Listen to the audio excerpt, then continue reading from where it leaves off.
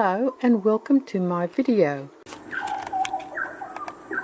To help you understand how to do the experiment on ESP, I decided to make the introduction for the experiment a separate video.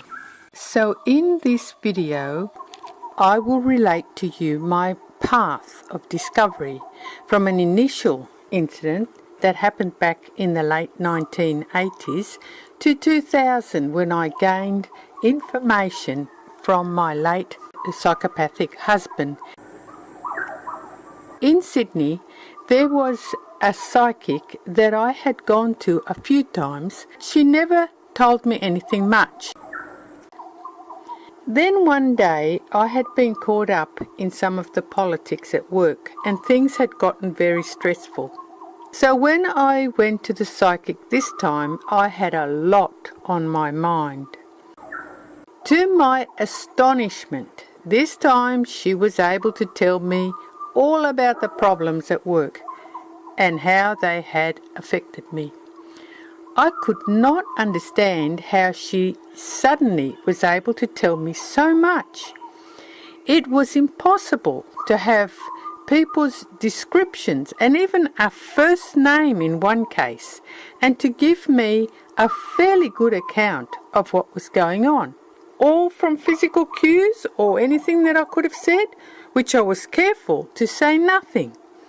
So how was it possible, was the big question in my mind.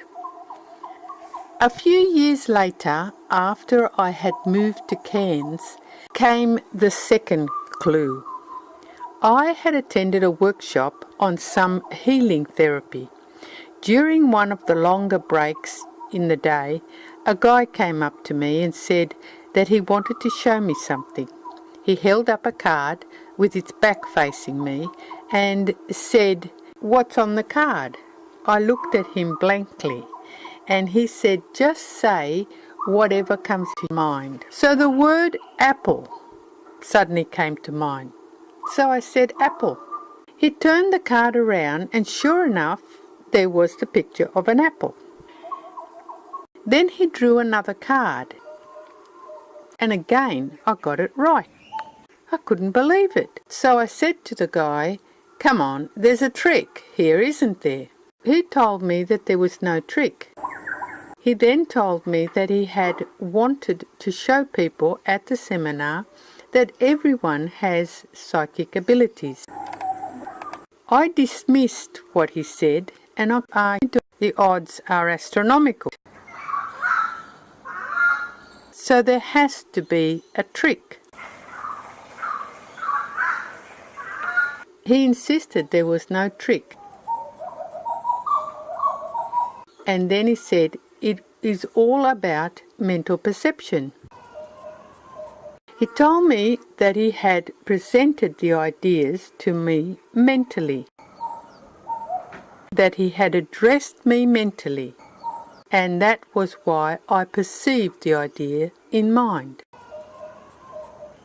So, he said, you said what I had presented to you mentally. So it wasn't a case of me guessing what was on the card. Rather, I had gained the information telepathically. I found this incredible. And then I realised that the psychic in Sydney must have been able to perceive what I was thinking. It would explain how she could be so accurate when I had a lot on my mind. Politics at work that was playing on my mind. So I scrutinised the note that I had taken at the time, and I also looked over the notes in my diary, and I realised that she had told me about the things that were actually troubling me. I later used this business of presenting ideas mentally as an exercise to several other people in subsequent conversations at various times. The results were interesting. Two of them immediately looked at me suspiciously.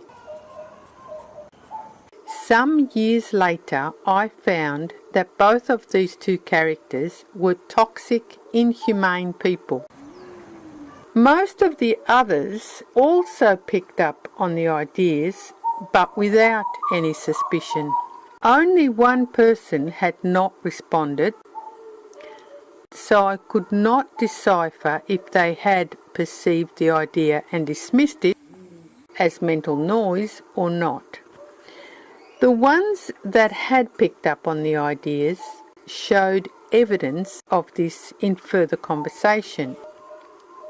For instance, one of them said, "I just got an idea," and voiced the words I had mentally presented in a sentence, and another used the ideas and changed the course of the conversation.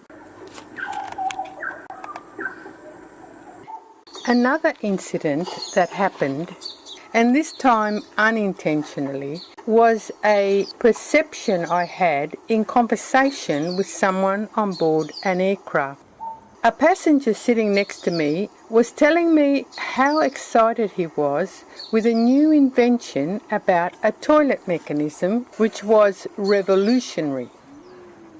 I suddenly got an image in my mind and I related it to him. He was shocked and urgently asked me not to tell anyone about it. I thought it was funny. But then I realised he was serious.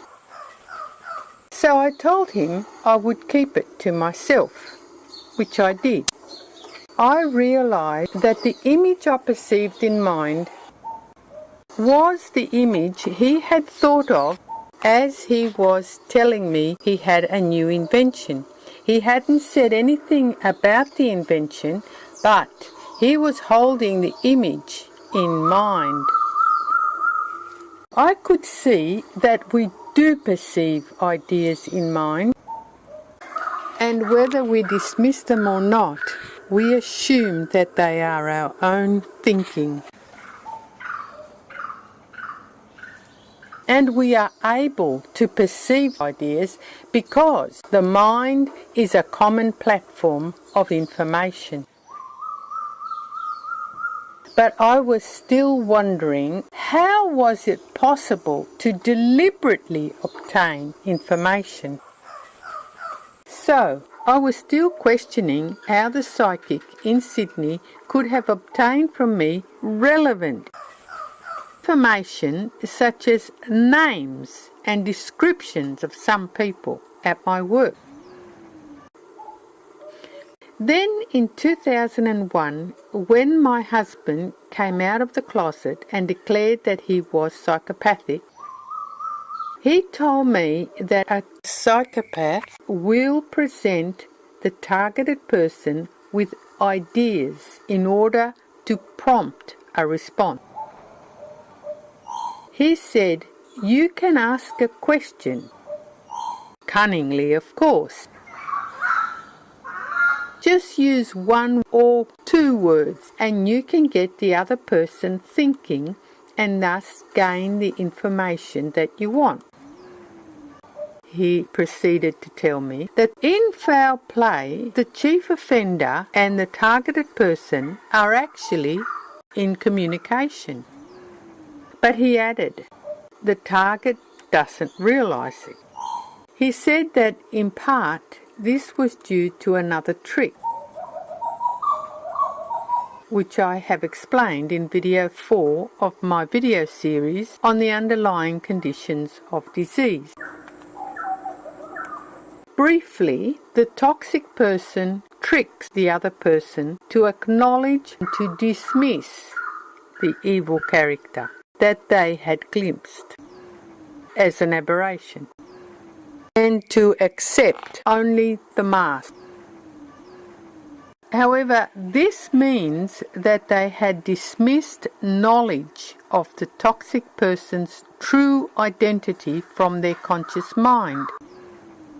With this trick, the toxic person gains the advantage of being able to hide their identity. So then I realised that the Sydney psychic had done this sort of trick. When I first went to her, she spoke to me in a rough manner and said, "What do you want? I'm closing now."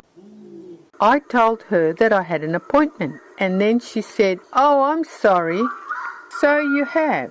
And she said, "Please come in." So I gave her the benefit of the doubt and dismissed the nasty character I had seen, not realising that this was something deliberately done. So from then on, she was able to address me mentally, and I had not seen the identity of the presenter of the ideas. I had only seen the ideas as just popping into mind, and I assumed that they were my own ideas. So she would have mentally presented me with words like named or looks like, and seeing these words as my own private thoughts, I would have thought of the name of the person and the descriptions of what the relevant people looked like.